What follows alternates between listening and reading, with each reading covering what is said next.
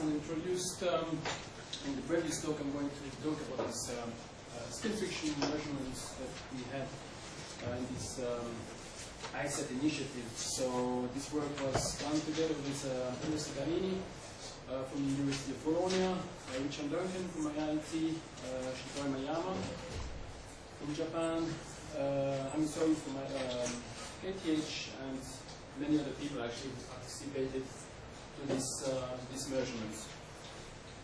So, as Hassan underlined before, the idea of these measurements was to have an independent measure of the friction velocity for the scaling of all the results in these different facilities. So, we perform measurements in 3 facilities, here at KTH first, then in Melbourne, and finally at IIT last year. We used oil film interferometry. I'm going to talk a bit more, introduce to this technique. And well, we use different oils basically to perform the measurements. So oil film interferometry has been around for quite a while now, but is still not used very much. It's basically, the principle is very simple. You use, you have a very simple setup. You have a monochromatic light source, a video camera, a flat surface, and a drop of oil that you put on this surface. You can have the observation either from the top or the bottom. This doesn't change. And what you're looking at is the shearing rate of an oil film that is created by the mean shear of the flow here, acting on the drop of oil.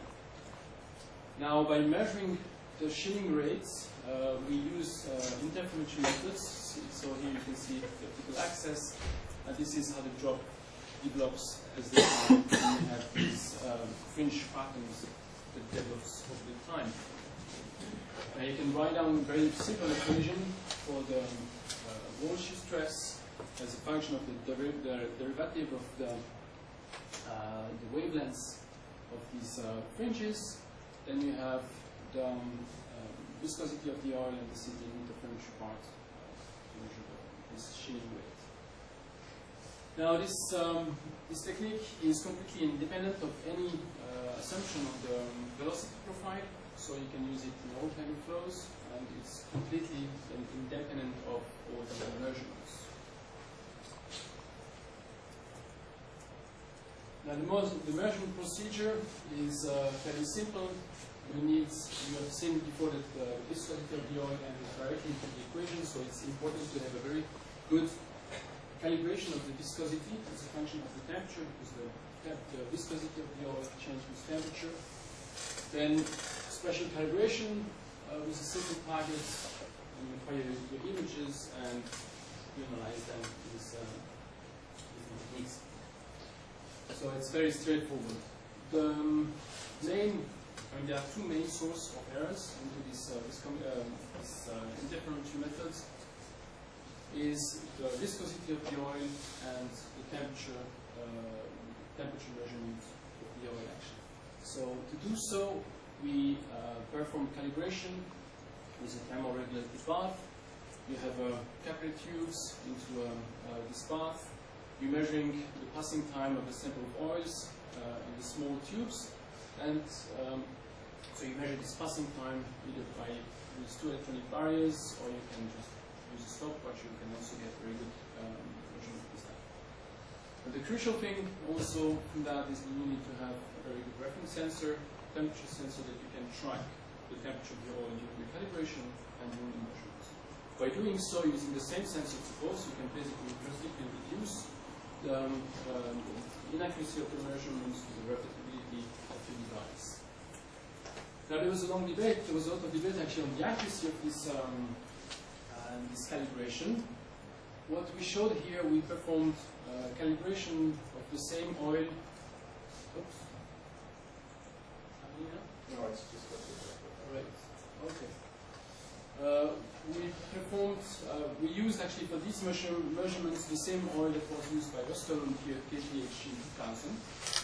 So this is his calibration line, the red one, and then we repeated measurements here at KTH last year, 2 years ago, as well as at the PFL in Lausanne, NIIT, and in Bologna.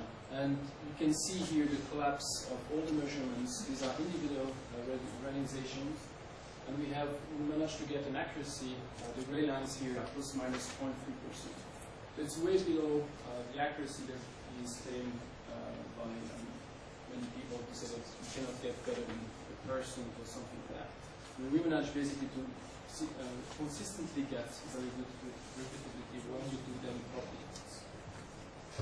Now we use this equation to fit, you can see that basically this is viscosity is a function of temperature. The slope is very big, so a small change here in temperature leads to a large error on the viscosity. So 1 degree change leads to a 2% change in the viscosity. So this highlights basically the importance of having a very accurate measurement of the temperature. Now for the analysis methods, there are different methods which have been used over the past. You basically take a strip along your interferometry patterns. Here you can see like this. And what we do here is called the XT method. We have basically stack for each image you stack them together, so you get basically the trajectories of each of these fringes. Now looking at the slope of these fringes, of these trajectories, you get directly the velocity of the fringes that you can relate to the whole friction. Now this has been used a lot in the past, and what came out from this work is that there are two things. First, many people have been selecting these lines manually. There is a lot of uncertainties from that, and it's also very user dependent. Now a trained user can get good results, but there is still some questions about that. Okay, so only one eye we use, have these devices. No, we use the range of odds from 20, we have from 20 to 1,000 centimeters those songs. So I can show at the end some reasons. And is the measurement insensitive to subfactors? To subfactors, because the surface tension of the right. oil can significantly alter by right. subfactors on the surface. I'm coming back to that after that. Now, basically, here, okay, this technique also, when you use Shintaro developed an automated technique to develop to detect these peaks, and still with this technique we have fairly high variance compared to the other ones. The two other techniques that we use is interfitting looking the wavelengths directly of the signal, detecting the peaks, and basically detecting them in peak distance. Now, the main question about these measurements is the accuracy of the method. So we studied all these elements separately. Now the main uncertainty comes from the surface temperature. The viscosity calibration, we have seen it, and then basically summing up all these uncertainties. This is for the wall shear stress. Now we end up with something in the order of 1.3%. Now, in some of the tunnels, we performed measurements with 3 different oil drops, or a different number of oil drops side by side at the same time, so that you have the same temperature eventually. You have the same for conditions, and we still see that basically there is a variance between these 3 drops. These are individual runs, and this is the variance basically between these different drops. So we still see that we have a variance which is in the mean from about 0.3%, and these are still basically the elements that we don't really understand about what happened in the development of this fighting. And this could be actually linked to this surfactants, to surface tension effects, quality of the surface. But actually, you clean the surface before we use it. Sure. I mean, well, I mean, it could be also chemicals, but basically what we try, the procedures that we clean always the surface with alcohol, and then we get rid of every kind of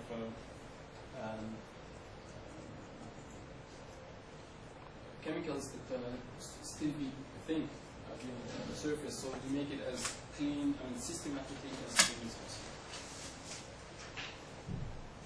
The surface shear stress is changing.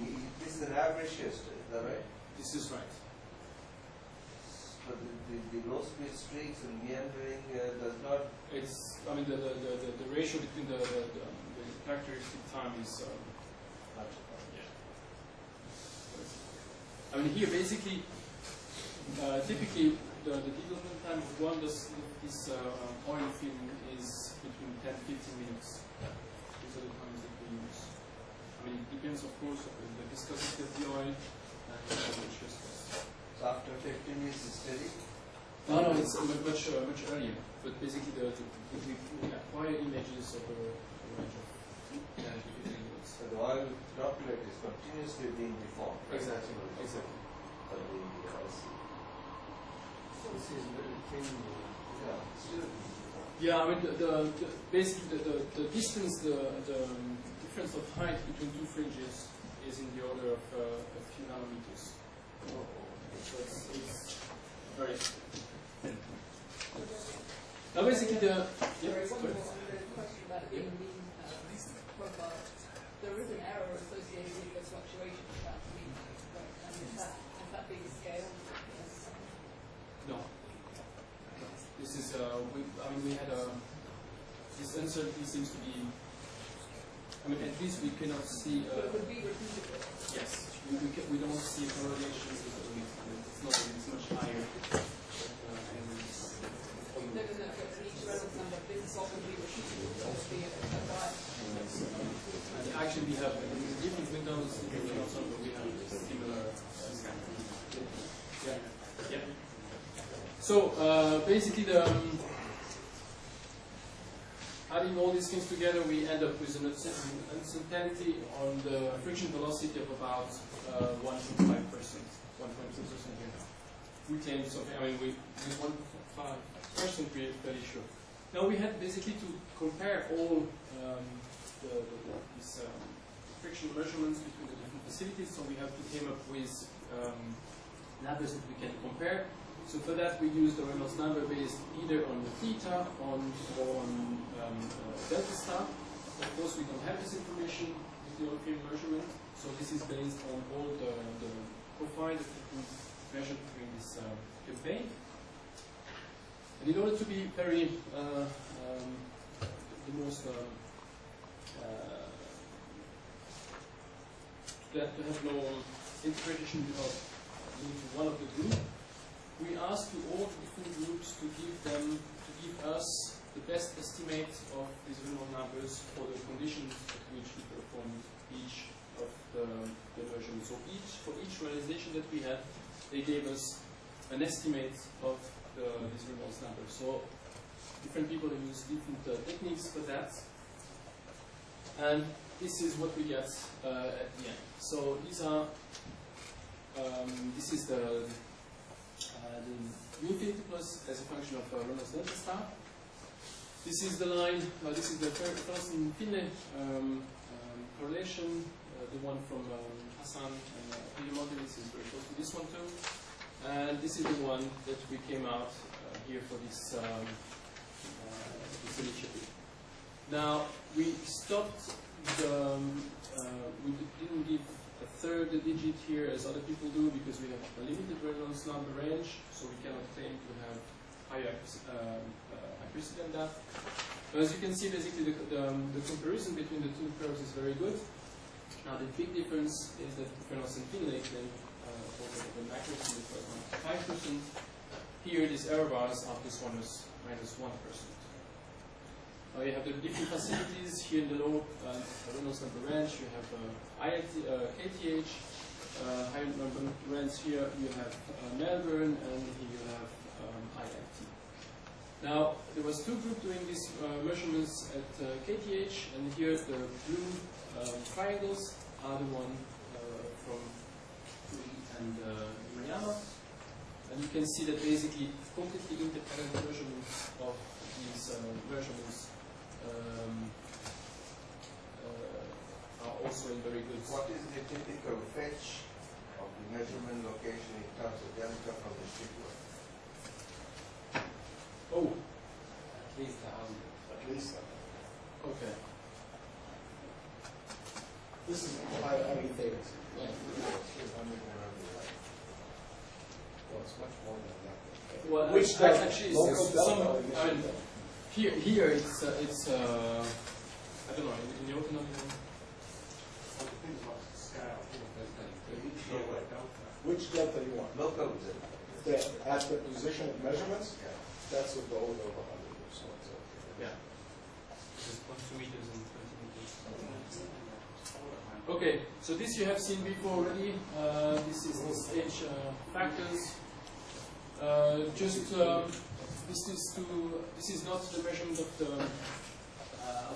the eye set, but this is other measurement taken performed by other groups here at KTH. These are the Swindon and Gouda, and the other one here at the Reynolds Lab at IIT. So showing that there is a very high agreement between these measurements. So to conclude, we showed that basically,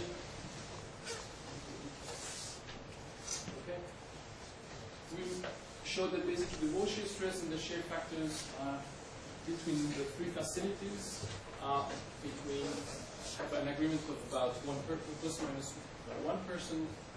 Now on the oil film side, we demonstrated that we get an accuracy per person.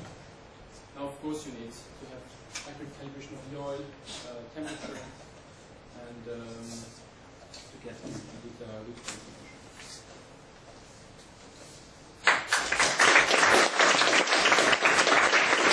To answer your questions, actually, these are with oils with order of magnitude different than the specific at KTH. And, But I want to ask something else. If suppose you smear the whole surface with thin oil, right. do you think the drag on the plate will be the same as without the oil? Suppose you do the circling and smear the whole thing with thin oil, would it not have any environmental effect on the dynamics? I mean, the velocity of the oil film is so small. Just participate in moving the oil. If you believe that would be the case, then then you could reduce the drag by putting a Teflon surface. And, that doesn't work. I'm just asking absurd questions. Really. That experiment was never done the way you described it, but you saw how he has three points of oil or 4 next to each other. Sometimes you put a whole long line of oil and watch that surface flow, and you get the same measurements for what we call a line or multiple. Suggesting there's maybe a workable slit. I'm The just thing asking. that facilitates the scale of the sample layer is a factor of 4, and it's the range between. Yes, whenever I see delta, I get nervous. I mean, delta is not unique for measurements. Theta and delta star are. So why could This is delta star. Everything you showed is delta star. We never use delta. Delta star and theta only. We are completely allergic to them.